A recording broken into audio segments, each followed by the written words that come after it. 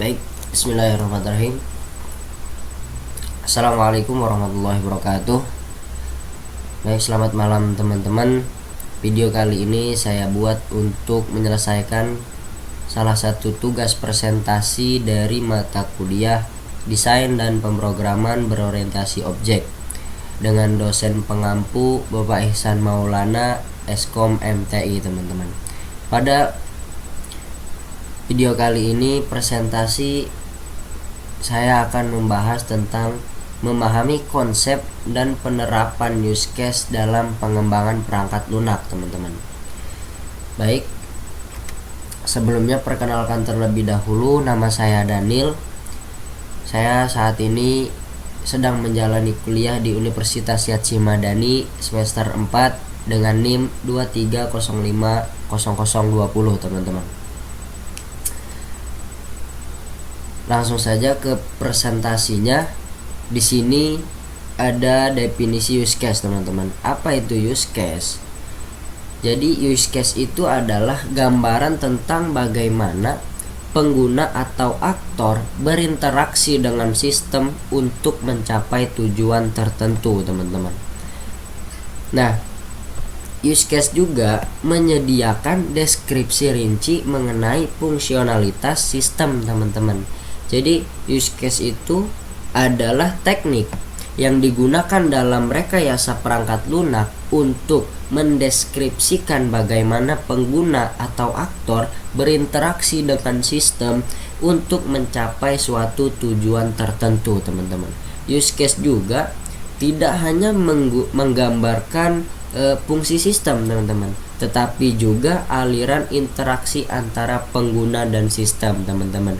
Nah, ini seperti mencakup siapa yang menggunakan sistem, apa yang dilakukan si pengguna, dan juga bagaimana sistem responnya, teman-teman. Jadi use case itu biasanya ditulis dalam bentuk naratif atau diagram untuk mempermudah pemahaman, teman-teman. Jadi itu adalah definisi use case. Nah, kita lanjutkan di sini. Ada pentingnya use case, teman-teman. Karena mungkin jika tidak penting maka tidak akan kita bahas, teman-teman. Di sini kenapa sih use case ini penting? Yang pertama, di sini ada 3 poin, teman-teman. Kita bahas satu persatu. Nah, di sini yang pertama adalah menyediakan pemahaman yang jelas tentang kebutuhan pengguna, teman-teman. Jadi bisa kita ringkas saja, yaitu pemahaman kebutuhan pengguna. Jadi use case ini membantu pihak memahami apa yang sebenarnya dibutuhkan oleh pengguna dari sistem, gitu, teman-teman. Dan yang kedua yaitu membantu tim pengembang memahami ekspektasi pengguna. Jadi bisa kita anggap yaitu panduan pengembangan, gitu, teman-teman. Yaitu tim pengembang menggunakan use case sebagai referensi untuk mengembangkan sistem yang sesuai harapan. Dan yang ketiga yaitu alat komunikasi yang efektif antara stakeholder, pengguna, pengembang, dan manajer proyek. Nah, di sini bisa kita ringkas yaitu komunikasi efektif, teman-teman. Jadi kepentingannya itu karena komunikasi efektif, teman-teman. Jadi use case ini menjadi jembatan apa? Jembatan komunikasi yang jelas antara stakeholder seperti analis sistem, developer, dan klien, sehingga mengurangi resiko miskomunikasi, teman-teman. Itulah pentingnya use case tersebut, teman-teman. Kita lanjutkan. Nah, di sini ada beberapa elemen utama dalam use case, teman-teman. Yang pertama adalah aktor. Jadi aktor ini adalah entitas yang berinteraksi dengan sistem, misalnya pengguna sistem lain, gitu, teman-teman. Nah, di sini pihak aktor ini yaitu pihak yang berinteraksi dengan sistem, bisa manusia, bisa juga sistem lain, gitu, teman-teman. Contohnya seperti pelanggan, admin, dan juga sistem pembayaran. Itu adalah aktor, teman-teman. Dan juga di sini ada tujuan. Elemen utama dalam use case ini yang kedua yaitu tujuan. Jadi tujuannya itu apa yang ingin dicapai oleh aktor. tujuan dari elemen ini gitu teman-teman. Nah ini tuh mencakup hal-hal yang ingin dicapai oleh aktor melalui interaksi dengan sistem. Contohnya seperti membeli produk, login, dan juga mengunduh laporan. Itu termasuk dalam tujuan si aktor teman-teman. Dan elemen utama dalam use case yang ketiga yaitu adalah skenario. Jadi skenario ini adalah langkah-langkah yang diambil untuk mencapai tujuan teman-teman. Jadi ada aktor, tujuan, dan skenario. Nah untuk mencapai tujuan tersebut si aktor harus memiliki langkah-langkah atau skenarionya teman-teman. Jadi skenario ini itu ya serangkaian langkah-langkah bisa kita sebutkan atau alur interaksi antara aktor dan sistem untuk mencapai tujuan tersebut teman-teman. Kurang lebih seperti itu. Kita lanjutkan. Di sini ada jenis-jenis use case. Nah, use case ini memiliki dua jenis teman-teman. Yang pertama, use case fungsional, dan yang kedua use case non fungsional teman-teman. Nah, use case fungsional ini menceritakan interaksi yang diperlukan untuk menjalankan fungsionalitas utama sistem gitu, yaitu menggambarkan. Nah, use case fungsional ini ya menggambarkan fitur utama dari sistem yang digunakan oleh aktor untuk mencapai tujuan tertentu. Contohnya seperti apa? Contohnya seperti registrasi pengguna, pembayaran online. Nah, itu masuknya ke use case fungsional, teman-teman. Nah, yang kedua di sini adalah use case non fungsional. Ini berkaitan dengan kinerja, keamanan dan aspek teknis lainnya, teman-teman. Nah, ini itu berkaitannya dengan kualitas gitu. Kualitas dari sistem seperti kecepatan, keamanan dan juga keandalan, teman-teman. Nah, contohnya itu seperti apa? Contohnya seperti jadi sistem itu harus mampu melayani 1000 pengguna secara bersamaan. Itu jenis-jenis use case, teman-teman. Kita lanjut ke slide berikutnya. Di sini ada keuntungan menggunakan use case, teman-teman. Nah, di sini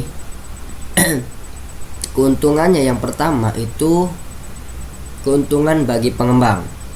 Nah, poin pertamanya yaitu klarifikasi persyaratan sistem, teman-teman. Apa sih klarifikasi persyaratan sistem itu? Jadi yaitu menyediakan pemahaman yang jelas tentang fitur sistem. Itu adalah klarifikasi persyaratan sistem gitu, teman-teman. Dan yang kedua yaitu mengurangi kesalahan desain, teman-teman. Yaitu mengurangi potensi kesalahan dalam desain dan implementasinya, teman-teman. Nah, di poin kedua, keuntungannya itu bagi pengguna use case ini, teman-teman, yaitu ya sistem dirancang untuk memenuhi kebutuhan mereka, teman-teman. Jadi sistem itu dirancang lebih sesuai dengan kebutuhan dan perilaku nyata pengguna, teman-teman, dalam pengalaman dan juga pengguna yang lebih baik gitu. Pengalaman penggunanya itu lebih baik gitu dengan menggunakan use case ini, teman-teman. Nah, di poin ketiga yaitu keuntungannya bagi manajer proyek, teman-teman. Karena use case ini menyediakan referensi yang jelas untuk evaluasi dan pengawasan proyek, teman-teman. Jadi use case ini dapat menjadi alat ukur kemajuan dan kualitas sistem, teman-teman. Nah, dapat digunakan use case ini juga, keuntungannya bagi manajer proyek itu ya dapat digunakan sebagai dasar pengujian dan dokumentasi proyek, teman-teman. Nah, setelah keuntungan, marilah kita bahas tentang tantangan dalam membuat use case, teman-teman. Nah, tantangan dalam membuat use case ini mungkin sedikit rumit, teman-teman. Dia ada 3 poin. Yang pertama adalah kesulitan dalam mengidentifikasi aktor dan tujuan, teman-teman. Jadi nggak semua pihak mudah dikenali sebagai aktor, dan juga tujuan yang terlalu umum atau terlalu sempit itu bisa membingungkan teman-teman. Itu adalah salah satu tantangan dalam membuat use case teman-teman. Dan yang kedua yaitu menyusun skenario yang terlalu kompleks. Jadi seringkali sistem ini memiliki banyak cabang skenario sehingga dokumentasinya itu menjadi rumit teman-teman. Makanya diperlukan pemisahan antara alur utama dan alur alternatif dengan jelas teman-teman untuk menyusun skenarionya teman-teman. Nah, ini salah satunya juga termasuk tantangan teman-teman dalam membuat use case. Dan yang terakhir yaitu tantangannya adalah keterbatasan dokumentasi use case untuk proyek besar teman-teman. Jadi dalam proyek besar, proyek skala besar itu jumlah use case bisa sangat banyak teman-teman. Bisa kita butuhkan yaitu tools management use case yang memadai seperti enterprise, arsitek atau alat serupa gitu. Ini adalah 3 poin tantangan dalam membuat use case teman-teman. Nah, kita lanjutkan. Di sini kita sudah sampai di ujung presentasi teman-teman. Sebelumnya sebenarnya di sini tuh ada contoh teman-teman, contoh dari use case tersebut teman-teman. Nah, mohon maaf saya tidak cantumkan karena lupa sayanya juga. Seingat saya aja. Jadi contoh use case ini saya ambil dari sistem perpustakaan teman-teman. Nah, si aktornya itu pengguna atau perpustakaannya gitu, pustakawan gitu teman-teman. Nah, tujuannya itu adalah meminjam buku teman-teman. Alur normalnya itu ada 3 teman-teman. Yang pertama, pengguna mencari buku di katalog.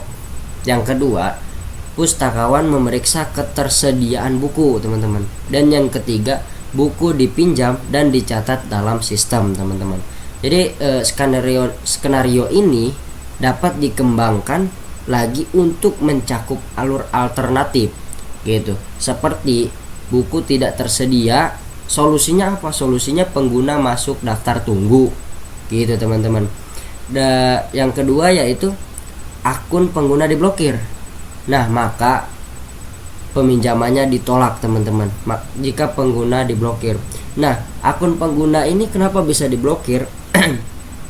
Karena si use case ini mendeteksi bahwa si pengguna ini hanya bisa meminjam tapi tidak bisa mengembalikan teman-teman. Maka di situ muncullah akun penggunanya diblokir. Maka kebanyakan kalau udah diblokir begitu maka peminjamannya itu kebanyakan ditolak teman-teman. Kurang lebih contohnya seperti itu teman-teman. Jadi kesimpulannya adalah use case ini merupakan komponen penting dalam pengembangan sistem karena membantu menjabarkan kebutuhan pengguna secara rinci melalui interaksi antara aktor dan sistem. Prosesnya fleksibel dan dapat diterapkan pada berbagai jenis proyek, baik kecil maupun besar, serta cocok digunakan dalam berbagai metodologi pengembangan seperti waterfall maupun agile gitu teman-teman. Selain itu, use case juga berfungsi sebagai alat komunikasi dan dokumentasi yang efektif seperti yang kita bahas tadi teman-teman, yang menjembatani pemahaman antara pengguna, pengembang, dan stakeholder lainnya teman-teman. Sehingga jadi use case ini mengurangi resiko kesalahan dan meningkatkan keberhasilan proyek secara keseluruhan teman-teman. Kurang lebih seperti itu kesimpulannya teman-teman. Baik teman-teman, kita sudah berada di ujung presentasi pada video kali ini. Mungkin hanya itu yang dapat saya sampaikan. Jika ada masukan silakan ketik di kolom komentar. Kurang lebihnya mohon maaf. Wallahul muwaffiq ila aqwamit thoriq. Terima kasih teman-teman. Selamat malam. Wassalamualaikum warahmatullahi wabarakatuh.